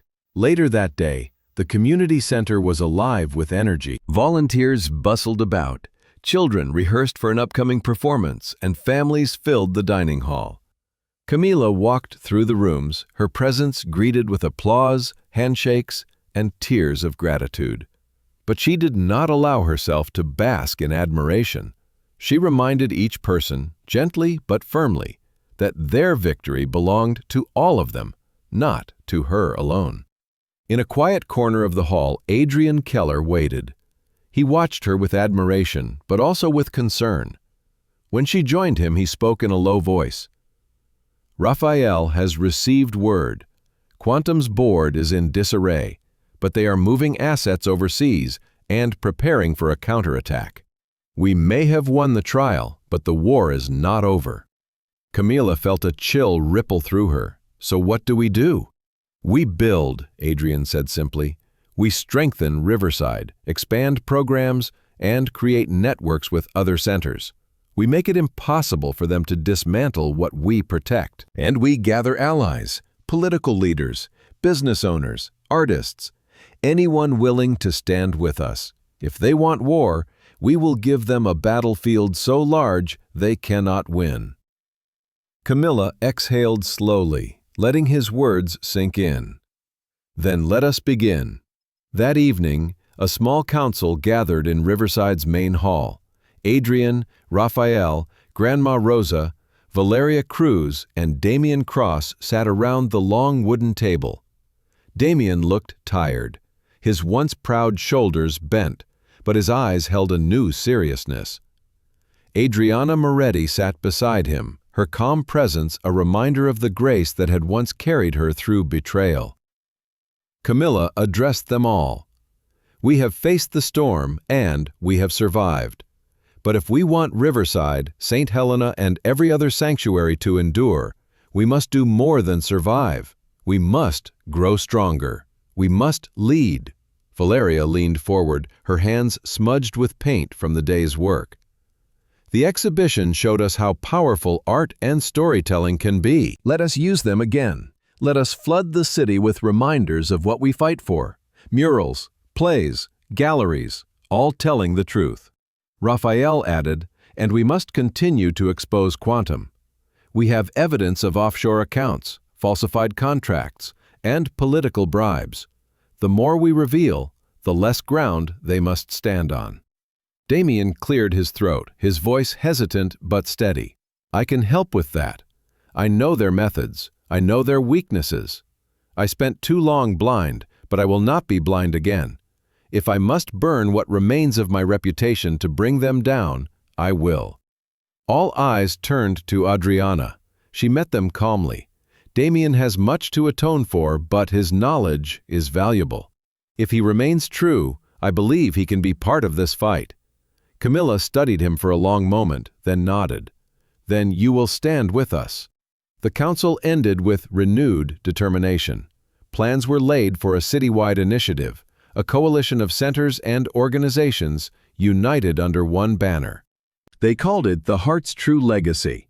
a foundation dedicated to preserving and expanding sanctuaries of hope. As weeks passed, momentum grew. Murals appeared across the city, painted by local artists and children alike. One depicted Riverside as a great tree, its roots entwined with faces of the community, its branches reaching toward the stars. Another showed Adriana surrounded by children, a quiet tribute to her sacrifices. People began donating freely, inspired by the movement. Camilla and Adrian traveled the city, speaking at schools, churches, and rallies. Their words carried weight, not because they were polished or political, but because they were true. Camilla's voice trembled at times, but her conviction never wavered. Adrian's charisma complemented her resolve, and together they formed a partnership that resonated deeply with all who listened. But Quantum did not remain idle. Smear articles resurfaced, anonymous threats arrived at Riverside, and suspicious figures were spotted lingering near the center late at night. One evening, Camilla found her car vandalized, its windshield shattered, a single note pinned beneath the wiper. "You cannot protect them forever." She sat in the driver's seat, clutching the note and trembling. Adrian appeared moments later, his face pale with fury. "They will not scare us," he said firmly, taking the note from her hands. "Fear is their only weapon now, and we will not yield to it." Camilla straightened, wiping her tears. "No, we will not." The threats only strengthened her resolve. At the next rally, she stood before a crowd of thousands and lifted her voice above the noise. "They think we will cower. They think we will surrender. But we are not afraid. We are not for sale. And as long as we breathe, hope will never be demolished." The crowd roared, their chants echoing through the city streets. That night, Camilla returned to Riverside and found Grandma Rosa waiting in the garden. The older woman smiled, her eyes glistening in the moonlight. "You have found your strength," Rosa said. "I am still afraid," Camilla admitted softly. "Fear is not weakness," Rosa replied. "It is the proof that what you fight for is worth it. You are no longer the woman who lived in silence beside Gabriel Steele. You are the woman who speaks for thousands. And they will follow you." Camilla embraced her, her heart swelling with gratitude and determination. As dawn broke the next morning, Camilla stood once more at the window of her apartment. The city below shimmered in golden light. She thought of Lucia, whose warning had set her on this path. She thought of Adrian, whose steady presence had become her strength. She thought of Riverside, Saint, Helena, and every child, family, and elder who depended on them. And she made a vow: no matter what storms come, we will not falter, we will not break, we will rise. The city was listening, the world was watching, and, once silent and unseen, Camilla Duarte stood as a beacon of defiance, a leader forged by betrayal, but defined by resolve. A new dawn had come, and with it, a promise of battles yet to be fought, and won. A year passed, and the city no longer whispered the name Riverside with pity or fear. It spoke of it with reverence. What was once a modest community center threatened with demolition was now a thriving hub of resilience, art, and unity.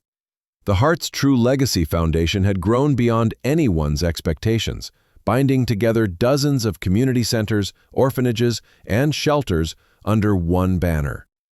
On a bright spring morning, the Grand Hall of Riverside was alive with music and laughter. Banners of vivid colors hung from the ceiling, children rehearsed for a performance, and families from every corner of the city gathered to celebrate the anniversary of their victory. Camilla Duarte stood near the stage, her heart swelling as she looked at what they had built. Adrian Keller approached, his suit immaculate, but his smile easy. "Are you ready for your speech?" he asked. Camilla shook her head with a small laugh. "I do not think I will ever be ready for speeches. But I am ready for them, for this." She gestured to the hall filled with life.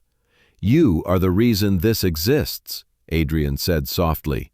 Camilla met his eyes, warmth flooding her chest. "No, we are the reason." Their partnership had deepened over the past year, evolving from shared purpose into something more profound. Though they rarely spoke of it aloud, their bond was clear in every glance, every unspoken word, every hand clasped in moments of uncertainty. The lights dimmed, and the celebration began. Children danced across the stage, their laughter ringing like bells. Teenagers performed a play retelling the battle against quantum, their voices filled with youthful passion. Seniors recited poetry, their words heavy with wisdom. Each act was a reminder that Riverside was not just a building, it was a symphony of lives intertwined, a living testament to hope. When it was her turn to speak, Camilla stepped onto the stage, her heart pounding. She looked at the sea of faces, children, families, elders, journalists, allies. She saw Grandma Rosa in the front row, her eyes shimmering with pride. She saw Valeria Cruz standing near her mural of the great tree with roots and stars. She saw Raphael Chen, who had sacrificed his reputation to bring the truth to light. And she saw Adriana Moretti, seated beside Damian Cross, her quiet grace unchanged. Camilla raised her voice, steady and clear. 1 year ago, they tried to silence us. They tried to buy us, break us, erase us. But we stood together, proving that hope is stronger than greed and unity is stronger than fear. Riverside is alive because you refused to surrender. And today, we celebrate not just survival, but growth. Today, we are not victims of betrayal. We are victors of hope. The hall thundered with applause. Camilla's chest filled with emotion, tears threatening to fall, but she held steady. She knew this moment was bigger than her. After the speech, Adrian led her off stage. "You were extraordinary," he whispered. She smiled. "I only spoke the truth." Later in the evening, the crowd gathered for a wedding. The chairs were arranged beneath an arch of flowers in Riverside's garden, the scent of roses and jasmine perfuming the air. It was Valeria Cruz who had arranged it, insisting that the community needed not only symbols of resistance, but also symbols of joy. The bride was radiant in a simple gown, her laughter as bright as the sunlight. The groom stood tall, his eyes shining with love. Camilla watched them exchange vows, her heart swelling with its beauty. This was what they had fought for. Moments like this, where love and life could flourish without fear. When the ceremony ended, the celebration spilled back into the hall. Music rose, couples danced, and children darted between tables. Camilla stood near the edge of the room, watching the joy unfold. Adrian joined her, offering his hand. "Dance with me?" She hesitated, then placed her hand in his. They moved slowly to the rhythm, their steps unpracticed but effortless. The world around them blurred as they found each other's eyes. "You once told me courage is not the absence of fear," Camilla murmured. Adrian smiled. "And you proved it 100 times over." For a moment, there were no battles, no shadows, no remnants of betrayal. There was only the music, the warmth of his hand, and the quiet certainty of a future built together. Across the room, Damian watched, his expression complicated. Adriana touched his arm gently. "Do not look at what you lost," she said softly. "Look at what you can still build." Damian nodded slowly, his gaze shifting to the children performing another song. "Then I will build," he whispered. Later that night, as the stars emerged above the city, Camilla stepped outside for air. She stood in the garden, looking up at the constellations, when Grandma Rosa joined her. "You have carried a heavy burden," Rosa said, "but look at what has grown from it. A year ago, you were warned to run. Today, you stand at the center of a movement." Camilla's eyes glistened. "I am grateful, but I am also afraid. What if it is not enough? What if quantum rises again?" Rosa smiled gently. "Hope is not about certainty, child. It is about persistence. You may never see the end of the battle, but you will inspire those who fight after you. That is enough." Camilla embraced her, feeling the weight of Rosa's words settle in her heart like a promise. As midnight approached, the community gathered outside beneath the lanterns strung across Riverside's courtyard. They lit candles, each flame a symbol of gratitude and hope. One by one, people spoke their dreams aloud, for their children, for their neighborhoods, for the future. When it was Camilla's turn, she lifted her candle high. "I dream that Riverside, and every place like it, will endure long after we are gone, that children will always have a home, that families will always have a table, that love will always triumph over fear. This is our symphony. Let us play it loudly, for all the world to hear." The crowd raised their candles, their voices joining in a chorus of agreement. The flames flickered against the night, their light reflected in every pair of eyes. Adrian stepped beside her, his hand brushing against hers. Damien stood a few feet away, his face solemn but determined, Adriana at his side. Raphael and Valeria held their candles high, Grandma Rosa's flame burning steady despite the wind. Together, they formed a constellation of their own, a living testament to what they had endured and what they had created. And in that moment, under the stars and the glow of countless candles, Camila Duarte knew with certainty that betrayal had not defined them. Love had, compassion had, hope had. The symphony of hope was not finished. It was only the beginning.